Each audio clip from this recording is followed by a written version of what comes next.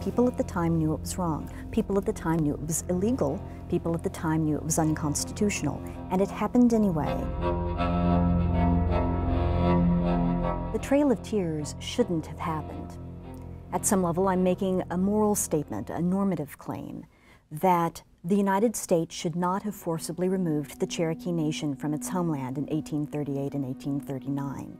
This split apart a unified people who had chosen to live together for centuries, organizing themselves around a sophisticated common law with a capital and recognized regions and all 7 family clans represented in every town. This was a people that wanted to live together, who had, as Augustine said, loved things held in common, and they were sundered apart by coercion. Now the Cherokees are found in the Cherokee Nation of Oklahoma, the Eastern Band of Cherokees in North Carolina, and in various other communities across the United States and even Mexico. No longer the coherent nation they had been. Obviously, it was wrong when we consider the loss of life that took place in the forcible removal of the Cherokees from their home in the southeast to what was Indian Territory, now the state of Oklahoma in the Midwest. The official U.S. reports suggest that roughly 400 people died. We know that, in fact, at least that many died in the containment centers where they were rounded up, the camps where they were held before removal even physically happened, before the marches. The marches that took place over 2,200 miles of land and sea routes, moving the people from the east to the Midwest. The people who witnessed the Trail of Tears, people who were landowners on areas where the Trail of Tears went past, or missionaries, or people who traveled for one reason or another with the Cherokees, suggest that the number was more like 4,000 instead of 400. Today, scholars think that's probably a conservative figure. Somewhere between 1/4 and 1/3 of the Cherokee Nation was lost during the Trail of Tears. And those who were lost were those who were least likely to be able to endure starvation, exposure to the elements, marching 10 miles a day in knee-deep snow, for example. In other words, the elderly and the infants, so that the bulk of the Cherokee Nation arrived in Indian Territory without its past and without its future, without its oldest and youngest members. It's also a moral wrong because one of the arguments used to justify the Trail of Tears was a bald-faced lie, the idea that the Cherokees would not be comfortable in the environment of the new United States. But the fact is, by the 1830s, the Cherokees had a written language, a written and ratified constitution, a bilingual national press, a bilingual national newspaper, institutions of higher learning for both men and women. Some scholars suggest a significantly higher literacy rate for the Cherokees than for members of the surrounding states. The idea that Cherokees could not adapt, could not at some level assimilate with the culture is ridiculous. But it was a justification for taking things away from Cherokees and giving them to U.S. citizens. But my statement that the Cherokee Trail of Tears shouldn't have happened is more than just a moral claim. It's an objective statement of fact. There's several reasons for this. One, constitutionally, it should never have happened. When it became clear that people in the United States who favored Indian removal were not content to wait until Cherokee citizens were willing to sell their property. Obviously, the Cherokees did not want to move from their homeland. It turned out that a number of people looked to the state of Georgia to press the issue, to force it. And the Georgians were more than happy to do so.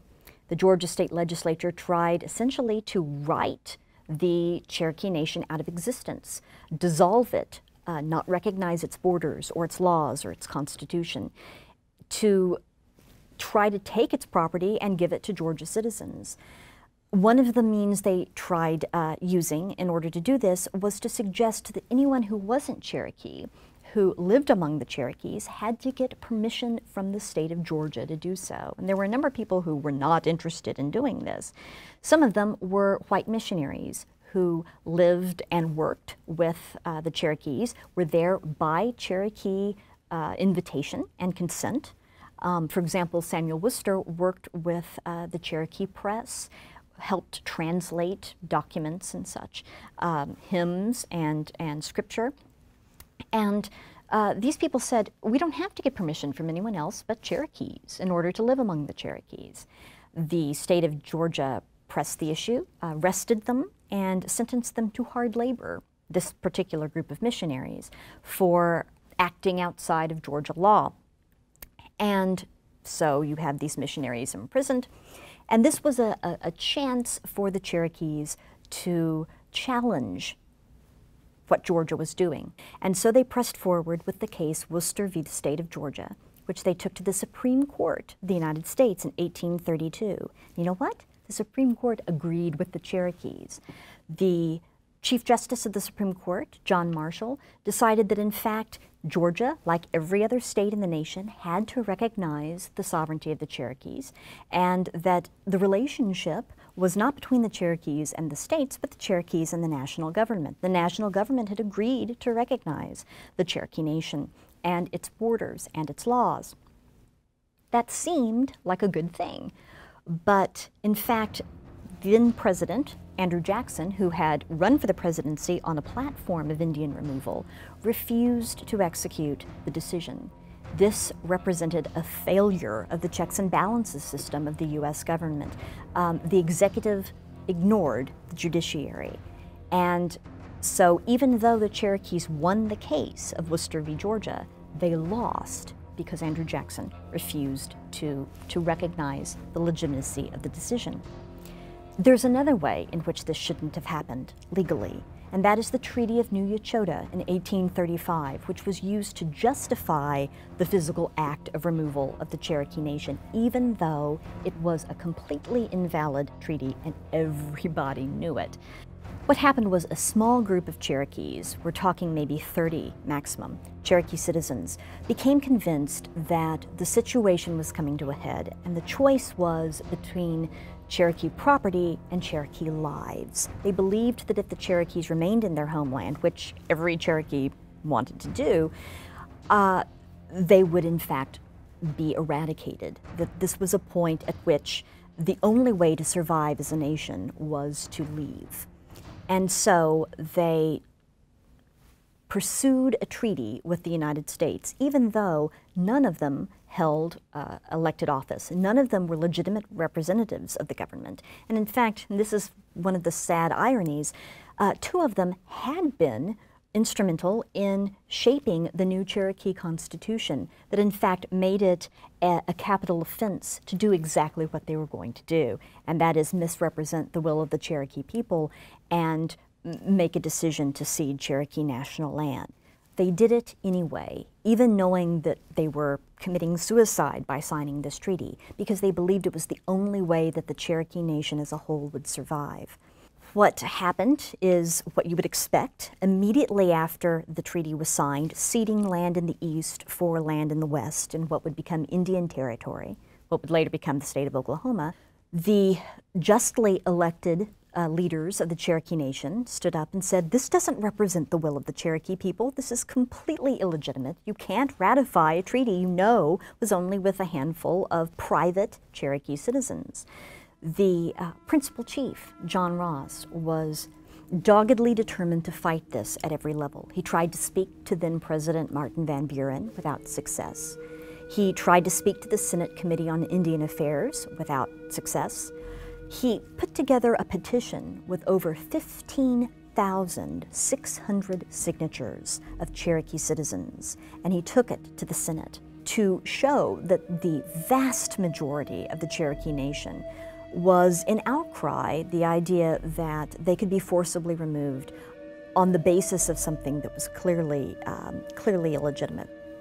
On the day he was due to present the petition with all of these autographs, all of these signatures, in front of Congress, Congress in fact took a day off because two congressmen had a duel and one killed the other, and so they had a day of mourning in memory of that gentleman.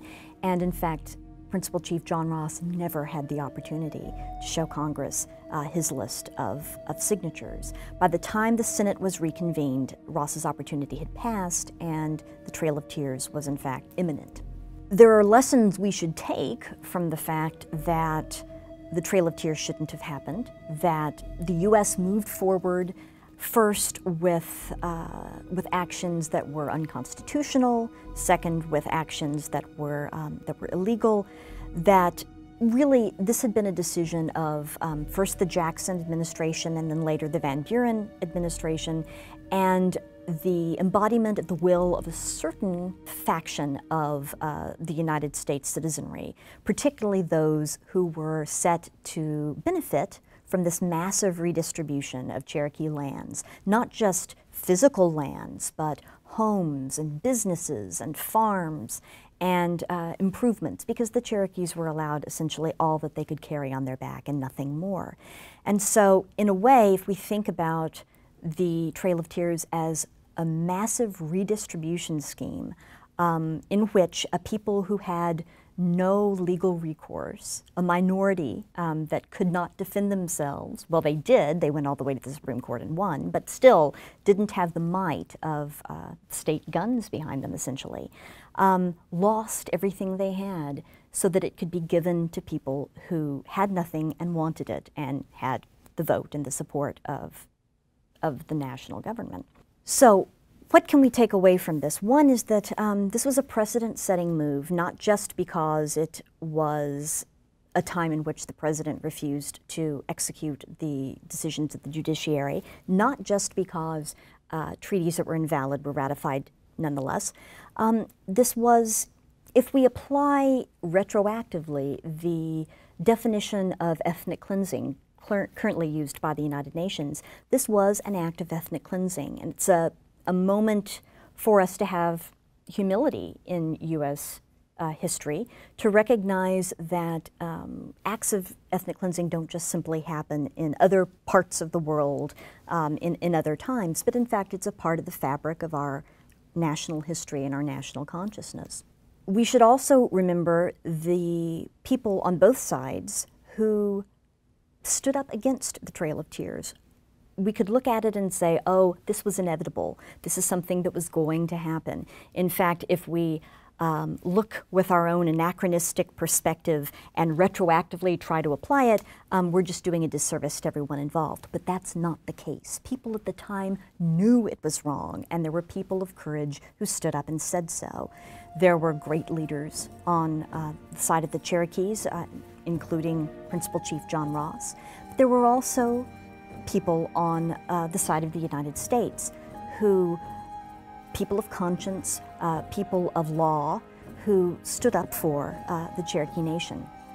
One of the examples of someone who, well, lost his political career was Davy Crockett. Now, when we think of Davy Crockett, we usually think of him either as a so-called Indian fighter or as that guy from the Alamo. Well, there was a reason he was at the Alamo, and that was because he was trying to get as far away from Washington as possible. He became, after his frontiersman days, a congressman and was a part of Jackson's administration. But or Jackson's whole movement, I should say. But he fundamentally disagreed with Jackson about removal. He said there was a difference between fighting, between defending oneself, and going into someone's home and stealing all their stuff and shooting them in the back. He saw it as a cowardly and tremendously immoral act, the notion of Indian removal. And so he stood up against Jackson and was told that he would be ruined, and he did it anyway, and he was. And so in the end, he was at the Alamo because he was no longer in Washington, because he stood up for, among others, the Cherokee Nation. Another example of someone who knew at the time that this was wrong was Ralph Waldo Emerson, one of the great intellectuals of the United States at the time.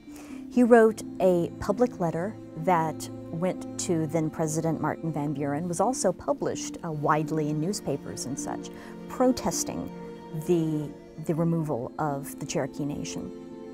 And here is part of what Emerson said to Van Buren. Such a dereliction of all faith and virtue, such a denial of justice, and such deafness to screams for mercy were never heard of in times of peace, and the dealing of a nation with its own allies and wards since the earth was made.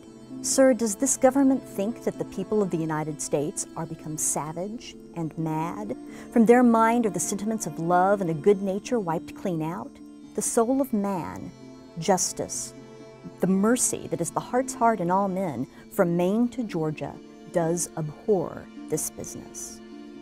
And he went on to tell the president that if he pursued the plan of removing the Cherokee Nation, that not only would the United States as a whole, but the presidency in particular, stink to all of the world. Emerson obviously didn't change U.S. policy, and neither did Davy Crockett or former President John Quincy Adams or any of the others who stood up, but their words speak to us for a variety of reasons today. They remind us that individuals did and can overcome prejudice in order to see a common humanity. And they suggest that we can't look aside and ignore the Trail of Tears as an example of something that was just part of the mid-19th century mindset. One group which did have access to power gained, and one group which was denied power lost. That's one of the reasons we should remember the Trail of Tears and the fact that it set precedents that hopefully in the future we can avoid repeating.